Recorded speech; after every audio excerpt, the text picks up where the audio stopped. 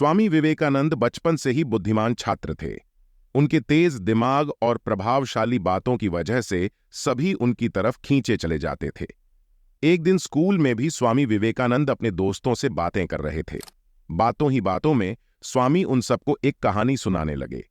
उनके दोस्तों को कहानी अच्छी लग रही थी, इसलिए सभी ध्यान से सुन रहे थे। विवेकानंद कहानी सुनाने में और उनके दोस्त उसे सुनने में इतना खो गए कि किसी को पता ही नहीं चला कि कब मास्टर जी क्लास में आ गए। मास्टर जी ने क्लास में आते ही बच्चों को पढ़ाना शुरू कर दिया। आगे बैठे बच्चे उन्हें ध्यान से सुन रहे थे कि कुछ ही देर में मास्टर जी के कानों तक विवेकानंद की हल्की आवाज पहुंची। उन्होंने ऊंची आवाज में पूछा कि कक्षा में कौन बातें कर रहा है। वहां मौजूद अन्य छात्रों ने विवेकानंद और उनके दोस्तों की ओर इशारा कर दिया। यह जानकर टीचर को गुस्सा आया। उन्होंने उन सभी को अपने पास बुलाया और पूछा कि मैं अभी क्या पढ़ा रहा था। कुछ सेकंड तक किसी से कोई जवाब न मिलने पर उन्होंने हर बच्चे की तरफ देखते हुए सवाल पूछा। सबने अपनी नजरें झुका लीं। तभी टीचर विवेकानंद के पास पहुंचे और कहा कि क्या तुम्हें पता है मैं क्या पढ़ा रहा था? उन्होंने मास्टर को सही जवाब दे दिया। तब टीचर को लगा कि इन सब बच्चों में से सिर्फ विवेकानंद ही ध्यान से पढ़ रहे थे, दूसरे बच्चे नहीं। यह सोचते ही मास्टर ने स्वामी के अलावा अन्य छात्रों को अपने अपने बेंच पर खड़े होने की सजा दे दी। सभी ने टीचर की बात मान ली और बेंच पर खड़े हो गए। कुछ ही देर में स्वामी विवेकानंद भी अपनी सीट में जाकर बेंच पर खड़े हो गए। स्वामी को बेंच पर खड़ा देखकर मास्टर ने कहा कि मैंने तुम्हें सजा नहीं दी है, तुम बैठ जाओ। नजर झुकाते हुए विवेकानंद ने कहा, सर, मैंने ही इन सभी छात्रों को बातों में लगा रखा था, गलती मेरी ही है। सजा न मिलने पर भी स्वामी विवेकानंद द्वारा सच बोलने पर सभी छात्र काफी प्रभावित हुए।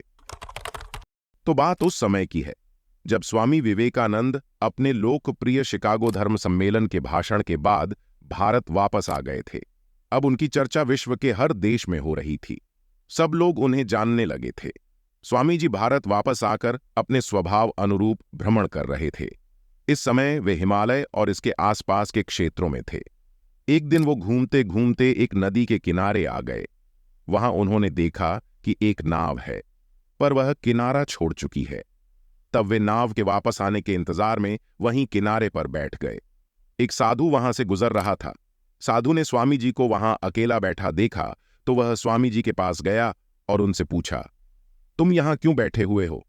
स्वामी जी ने जवाब दिया, मैं यहां नाव का इंतजार कर रहा हूं। साधु ने फिर पूछा, तुम्हारा नाम क्या है? स्वामी जी ने कहा, मैं विवेकानंद हूं। साधु ने स्वामी जी का मजाक उड़ाते हुए उनसे कहा, अच्छा, तो तुम वो विख्यात विवेकानंद हो जिसको लगता है कि विदेश में जाकर भाषण दे देने से तुम बहुत बड़े महात्मा साधु बन सकते हो। स्वामी जी ने साधु को कोई जवाब नहीं दिया। फिर साधु ने बहुत ही घमंड के साथ नदी के पानी के ऊपर चलकर अपनी शक्ति का प्रदर्शन किया। कुछ दूर तक चलने के बाद साधु ने स्वामी जी कहा, क्या तुम मेरी तरह पानी पर पैदल चलकर इस नदी को पार कर सकते हो?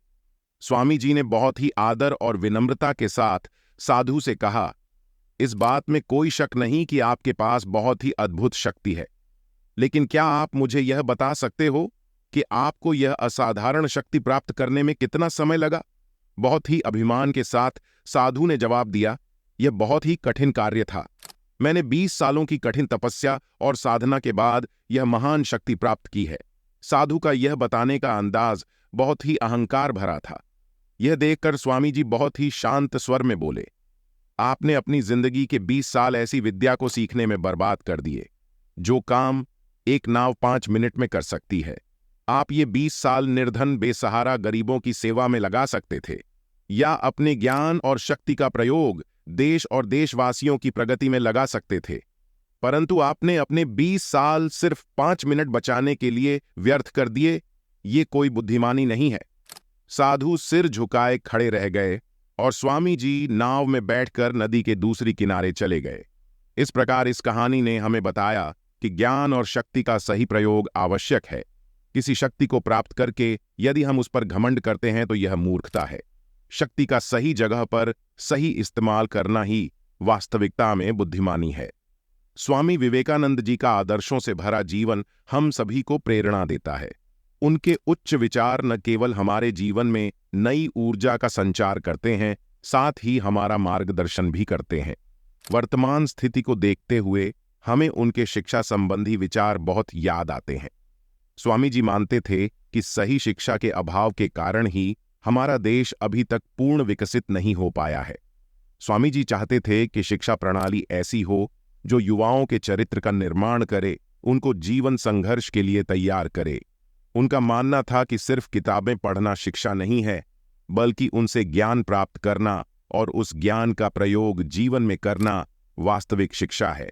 स्वामी जी के मत अनुसार वर्तमान शिक्षा प्रणाली से सिर्फ मजदूर तैयार हो रहे हैं, जबकि वे चाहते थे कि शिक्षा ऐसी हो जिससे बच्चे आत्मनिर्भर बने और कमाई के साधन स्वयं तैयार करें। स्वामी जी के शिक्षा पर कुछ मुख्य विचार इस प्रकार हैं। नंबर 1, बच्चों की शिक्षा ऐसी होना चाहिए जिससे उनका शारीरिक, मानसिक और आत्मिक विकास हो। नंबर 2, शिक्षा बच्चों की बुद्धि का विकास कर उन्हें आत्मनिर्भर बनाने वाली होना चाहिए। नंबर 3, बालक बालिकाओं को समान रूप से शिक्षा मिलनी चाहिए। नंबर 4, आचरण और संस्कारों के माध्यम से बालकों को धार्मिक शिक्षा भी दी जानी चाहिए। नंबर 5, देश की आर्थिक प्रगति के लिए तकनीकी ज्ञान भी शिक्षा में शामिल किया जाना चाहिए। स्वामी जी युवाओं में अनंत साहस और शक्ति का संचार करना चाहते थे। उनका मानना था कि बेहतर समाज के निर्माण के लिए युवाओं का सही मार्गदर्शन जरूरी है। इसीलिए उन्होंने शिक्षा को बहुत महत्व दिया। उनका मत था कि हर बालक में कुछ न कुछ संभावनाएं अवश्य होती हैं, जरूरत है तो बस उसे पहचानने की और विकसित करने की, जिससे एक निडर, साहसी और आत्मनिर्भर चरित्रवान युवा का निर्माण हो सके। ऐसे में जब देश का युवा शक्तिशाली और बलवान होगा तो अपने आप ही विकासशील और आत्मनिर्भर देश का निर्माण होगा। इसीलिए स्वामी जी का मानना था कि वास्तविक शिक्षा वो है जो व्यक्ति की क्षमताओं को अभिव्यक्त कर उसे कामयाब बनाती है। कहानी से सीखा। तो इस प्रकार स्वामी जी के शिक्षा संबंधी विचार ने हमें बताया कि हमारा असल ज्ञान वो है जो हमें जीवन में सफल और स्वतंत्र बनाए, न कि वो जो हमें गुलामी की ओर ले जाए। ये वास्तविक ज्ञान हम में ही मौजूद होता है, बस उसे पहचान कर विकसित करने की जरूरत है।